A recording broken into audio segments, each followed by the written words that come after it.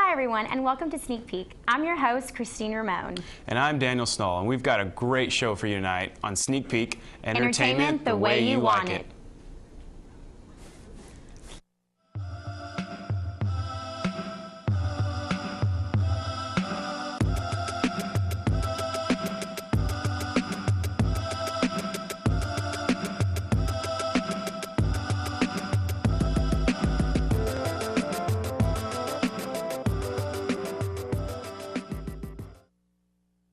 Tonight on Sneak Peek, we've got some information about the new season of The Office, some cool indie rock music.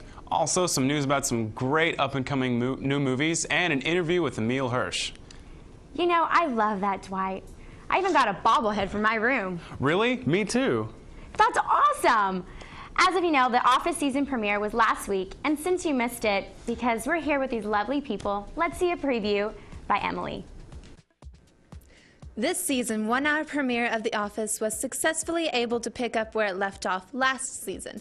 The show went in with an attitude of, we know what happened last season, let's move on, see where it takes us, and not offer any other explanation for the change.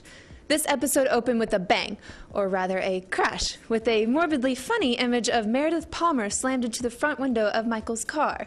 This leads to yet another situation in which Michael has to awkwardly talk his way out of a problem he has caused. Then somehow he managed to organize a fun-run race for the cure of rabies because of Meredith's close encounter with the bat last season. In this hilarious race sequence, we see the old familiar themes of the unwillingness of the employees to be pulled into Michael's obliviousness, the irrational judgments of Michael, and the sad fact that Toby will never fit in with them. As far as the romance within the office, things begin to brew. Jim and Pam are now Jim and Pam and openly admit to a dating relationship after a little prying of the camera crew. It's nice that the show isn't stringing along a secret relationship forever. After all, you have to leave room for all the drama that will happen later on in the season, right? But Dwight and Angela are on thin ice now after Dwight's freezing of her sick cat to put it out of its misery. This problem they are having may lead to a public admittance of their relationship. And as for the rest of the show, we see some newly implanted gross images not seen before, including bleeding nipples and Michael's pixelated member. But all in all, I found myself once again laughing out loud, way too loud, and smiling as the new season comes into place. It will definitely be interesting to see how everything folds out this season. I'm DVRing tonight's episode. Well, I have to invite myself over then. So you think you can just invite yourself over whenever you want? You should feel lucky I offered to even often go over to your house. How many girls do you have? Well, I live next door to 4 very lovely ladies, thank you very much. I live right next door to you. I think I would know, and that's not true. Well, speaking of the girl next door, we have an interview now with Emile Hirsch, who starred in that movie, and also is in an upcoming movie called Into the Wild. All right, let's head over to Kristen.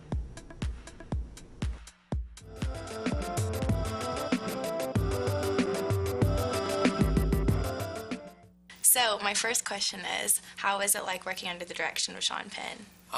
Sean is intense, let me just tell you. He's a really great guy, but he really would demand out of me that I give my best. You know, he wouldn't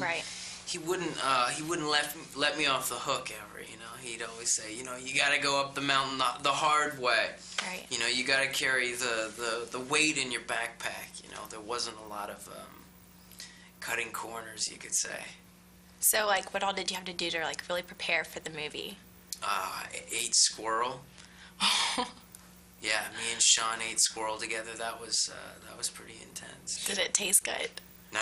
No. No. Squirrel. Squirrel. I mean, you should try it sometime. No, I don't know about that. So, like the bear scene, was there actually like a live bear? Oh yeah, I was right next to. The grizzly bear was as far away from me as you are right now. Were they like trained bears, or did the bear? No, the bear was trained. Yeah, he grew up around people. Right. But it's weird. It's almost like because he grew up around people, that to me made him even more dangerous because he's used to playing with people and like hitting them and knocking them over. So you're working on another movie like right now, Speed Racer? Yeah, I finished Speed Racer. Oh, you finished Speed Racer. Speed Racer's done. We shot that in Berlin over the summer.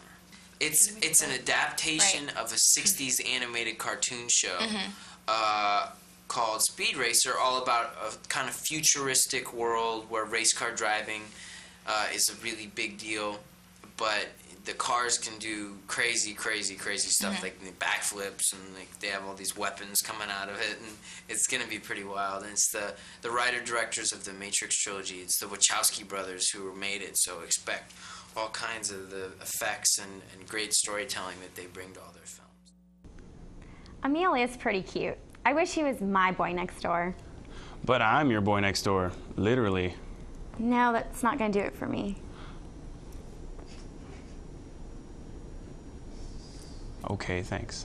So, it was 1998, I was 10 years old, and my mom and I decided to make a day of it with a double feature at the local Megaplex.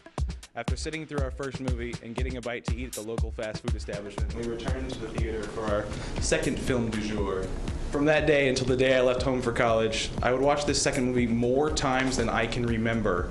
It became an emotional crutch, something my single mom and I shared on a bad day, something we could sing, laugh, and quote along to together.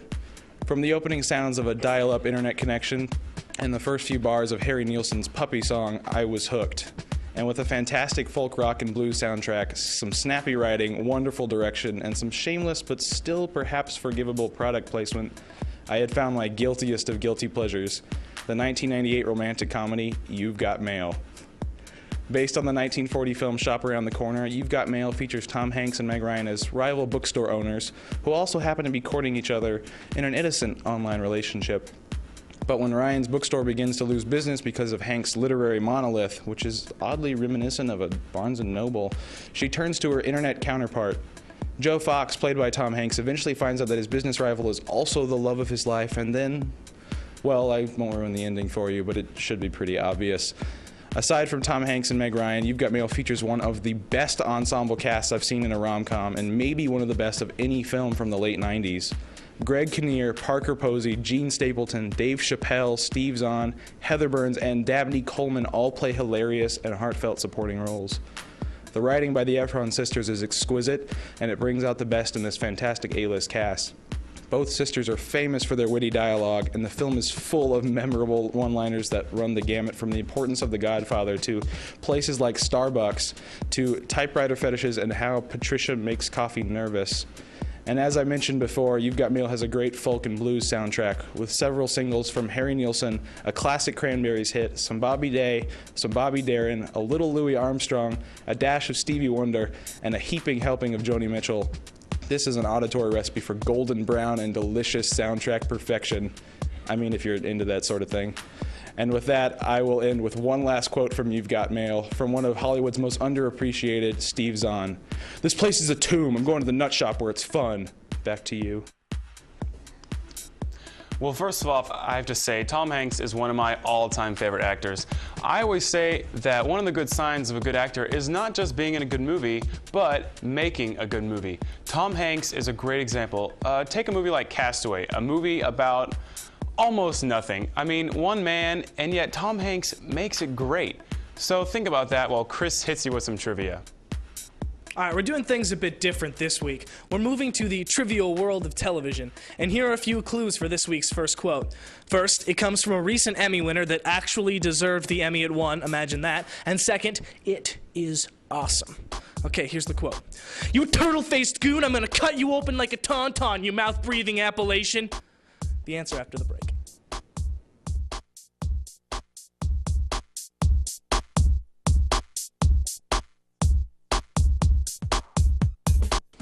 All right, and the tauntaun quote we left you with before the break.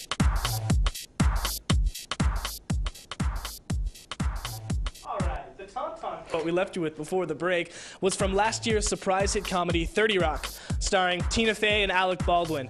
Season 2 begins this week and continues Thursday nights on NBC. All right, back to the show. NBC really does have a great Thursday night lineup. It's just sad how I have to DVR it, but it's great to watch the reruns as well. Tina Fey sure knows how to write a comedy, and Alec Baldwin just cracks me up. Let's head over to Drew with some information about a hot new singer. I don't know if many have been privileged to attend the changing of the guard at Buckingham Palace and to see the Queen Mother in person, but I'm here to tell you, It is much less exciting than it seems. But to be in the presence of true royalty, indie rock royalty, would be a true honor. And with new music out by one of indie's greatest acts, this is as close to royalty as many of us will ever get. Released September 18th, Kevin Drew's first solo album, Spirit If, was produced by and features the talents of my absolute favorite indie rock band, Canada's broken social scene. Spirit If is so far past royalty that it borders on a religious experience. Heck, I'd even go so far as to say it's like catching the last few minutes of an angelic choir's set at Stubbs' backyard. That is, if angels played rock music and didn't mind dropping the F-bomb in front of the pearly gates. This is the first in a line of Broken Social Scene solo projects, with one by fellow BSS founder Brendan Canning, set for release next year. Spirit If features a familiar BSS sound with more emphasis on Drew's writing and vocals. However, this solo album is one of the rare team efforts within the music industry.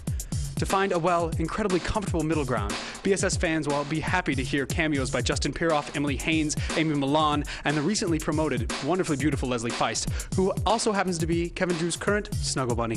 Some fellow indie rock icons, including Tom Cochran and Jay Mazix of Dinosaur Jr., also make appearances. With a 15-track offering, Spirit If is no small effort, and neither is an in-depth analysis of Drew's work. The opening track, Farewell to the Pressure Kids, puts Piroff's drumming skills to the test while remaining, sadly, one of the least exciting songs on the album. The second track, whose title features an acronym I legally cannot explain on the air, may be one of my favorite Broken Social Scene singles to date, exploring Drew's lyrical range without straying from the band's typical sound or thematicness. Lucky Ones, the weightiest track on the album, features a boastful chorus line that pales only in comparison to its epic runtime. Broke Me Up and Gangbang Suicide touch on the softer side of BSS and are reminiscent of Lover's Spit or Mushaboom. Big Love is the band's most digital offering to date, and also offers one of their greatest. When It Begins caps off Spirit If with a much appreciated optimism and a wonderfully mellow, sunny sound. So, whether you're new to Broken Social Scene or an avid BSS aficionado, Spirit If offers some of the best tunes 2007 has yet to offer. And despite the new packaging, BSS is still BSS, and Kevin Drew is still Kevin Drew. And for that, we, the indie rockers of the world, are very, very grateful. Back to you. Okay, The Fountain, Holy Mountain, Thailand, Eraserhead, 2001: A Space Odyssey, and Donnie Darko. What do all these films have in common? I was frustrated because I didn't understand the ending to all of any of those films. Exactly, and coming up we've got Ceci doing a Q&A about a movie called The Nines that may qualify as one of these. Weird.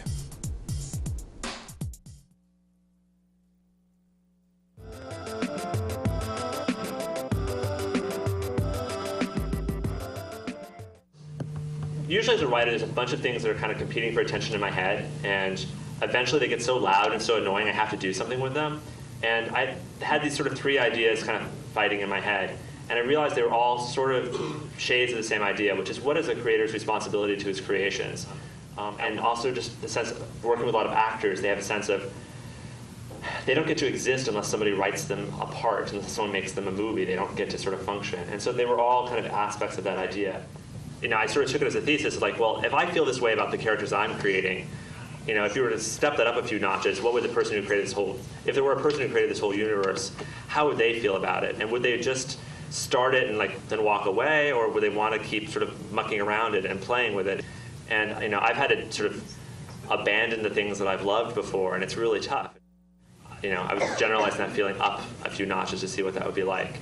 Well, even as I was writing the script, I recognized that there's parts of this movie that only kind of make sense on second viewing. I made this movie knowing that 99% of people in this world are going to see it on DVD, and if they like it, they'll see it again on DVD. So I'm sort of going and embracing that to some degree. I try to layer in some small things that are hints to other parts of the movie. Would a mohawk have the same effect, causing pathos, or just like a refund at Fantastic Sam's? What do you mean? You know, the beard was not that essential. It was just a matter of making each character look different. I'm gonna actually dignify it with a serious answer here. It was just a matter of making each character completely different. You know, I mean, it was one character, you know, has a certain look, and another one has to have a different look. You know, it's 3 parts. So I hope that answers your awesome question.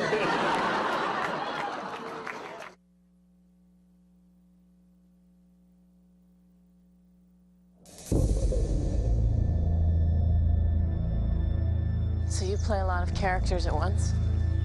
Oh, a couple. Most people do.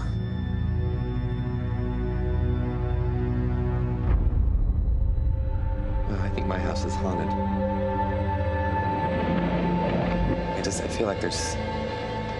I feel like there's someone else there. And then last night, I saw something. I think it was me.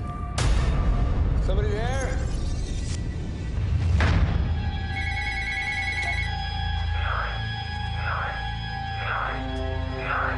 How many times should the number 9 come up?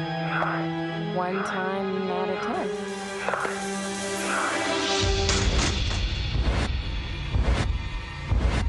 I don't speak that. I know who you are. I know what you are. I'm not the one deceiving him. He'll figure it out eventually, and when he does, who do you think he's gonna blame?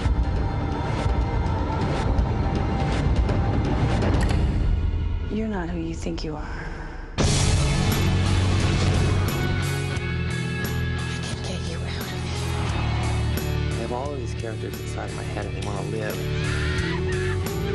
Games are fun unless there are rules. And you make the rules.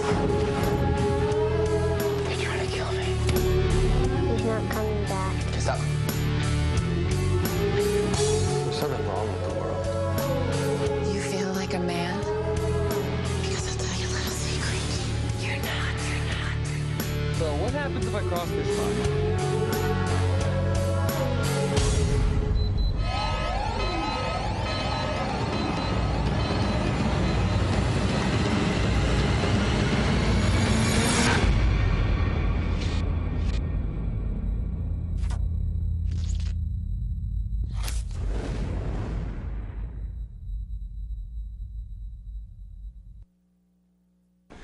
So I'm thinking that movie is gonna make my brain hurt, but I don't really care.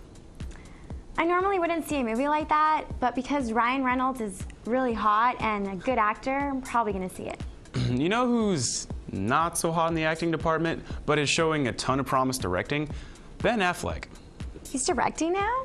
Oh yeah, his new film called Gone Baby Gone, it's coming out October 9th. He directed it. Well, I hope his directing is better than his acting. So let's go to Leia and Alla to find out. Guys, we're going to let you in on a secret that you would never believe. Forget Geely, Surviving Christmas, Jersey Girl, and the timeless classic Armageddon. Ben Affleck is the man. And a totally legit director. Seriously, last Thursday we had the pleasure of seeing his stunning directorial debut, Gone Baby Gone, out October 19th. The Hollywood Reporter has already hailed the film as one of the best cop dramas of the decade, and Ben has already won the best directorial debut at the Hollywood Film Festival, so we're not that crazy. But the film is not only a cop drama, it is a character piece. Casey Affleck's character, Patrick Kenzie, is an independently hired detective sent to find a missing girl in present-day Boston. Ed Harris, Michelle Monaghan, Morgan Freeman, and Amy Ryan round out the strong, well-chosen supporting cast. Amy Ryan, as the missing girl's mother, puts in a breakout performance as Helene McCreary. Her raw and uninhibited portrayal grounds the film in reality. Ed Harris's turn to Detective Remy Broussard, as is a departure from his usual roles. Sure, he plays a cop again, but this time he's brimming with brute strength, and I, as a spectator, I feared that he could attack anyone at any second. But the star of the film is Casey. His Patrick is without a doubt one of the most nuanced performances in a while. He pulls you in at the beginning of the film and manages to hold on to you through a final, beautiful scene. Adapted for the big screen by Ben Affleck and Aaron Stockard, Gone Baby Gone is a refreshing yet draining movie that leaves you wanting more. My only problem with the film is that the first half hour or so is slow compared to the rest of the film, but there is a moment that turns the tides so abruptly that we literally leapt out of our seats. From that point on, Gone Baby Gone becomes one of the most effective films maybe ever, cramming what seems to be 3 hours of plot into a little less than 2. But that's not a bad thing. Film is supposed to suspend your notions of time, and Affleck does so gracefully. Every detail of the production was precisely and perfectly executed. The sound design, editing, and direction pulled you into the turmoil going on within the world, but does so in a manner that guides you easily through Patrick's situation and leaves you wondering, what would you do? We'd love to tell you more, but we're afraid to out of fear of ruining any aspect of your movie-going experience. Just trust us on this one. The Affleck dynasty has arrived. Ben Affleck, this one's for you. I have to say that looks really promising. Maybe good old Ben will give us one to remember this time. Hey, he could get another Oscar. Anything's possible. Yeah, well, miracles do happen. Why do you have to be so mean to Ben? He didn't do anything to you. Well, he did make Geely. Wow, we are past the Geely phase. Let's move on to some trivia with Chris. We continue with the TV theme with a short-lived ABC gem that was lost in the boy band Tamagotchi and Ford Explorer shuffle of the mid-90s. Here's the line: coffee without caffeine is just like sex without the spanking. I'll give you the answer if you stick around.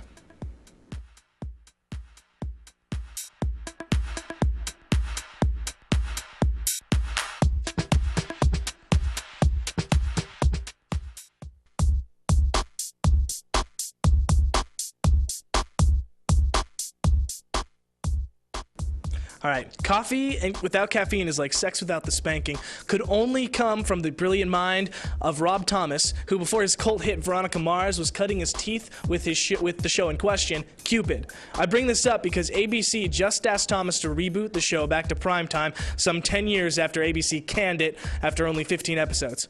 So does this mean we can now look forward to a normal Ohio reboot? Ew. Sorry I brought it up. That was some tough trivia quiz, Chris. Yeah, I don't think I would have gotten that one right. So, Christine, did you do anything fun this week? Yeah, I actually went to the football game.